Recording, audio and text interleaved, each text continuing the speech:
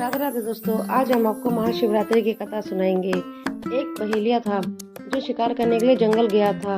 वह जंगल में जैसे ही एक पेड़ पर चढ़ा तो वह बेलपत्र का पेड़ था। उसके नीचे एक शिवलिंग था। उसे शिवलिंग का महत्व नहीं पता था। जब एक नदी किनारे एक हिरन पानी पीने आया तो उसने जैसे ही अपना बाण चलाया तब हिरन तो भाग गया, परंतु उसके जो कुछ बेलपत्र थे वह शिवलिंग पर चढ़ गए। अब उसको काफ़ी देर हो चुकी थी। जब उसने पानी पीना चाहा तो कुछ पानी शिवलिंग पर जा गिरा। ऐसे करते करते ही उसकी 3 पहर की पूजा हो गई थी। अब जब सुबह होने वाली थी तब एक हिरन आया। तब उसने दोबारा से जैसे हिरन पर बाण चलाने की कोशिश करी तो हिरन भाग गया और फिर से बेलपत्र शिवलिंग पर चढ़ गए और कुछ जल भी उस पर चढ़ गया। अब इस तरह से वह भूखा प्यासा था। पूरी रात उसने कुछ नहीं खा रखा था।